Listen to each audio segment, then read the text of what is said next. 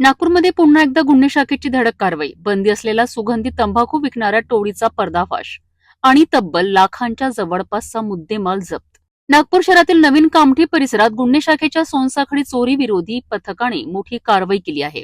महाराष्ट्र शासनाने प्रतिबंधित केलेला सुगंधी तंबाखू विक्री करणाऱ्या तिघांना पोलिसांनी अटक केली आहे.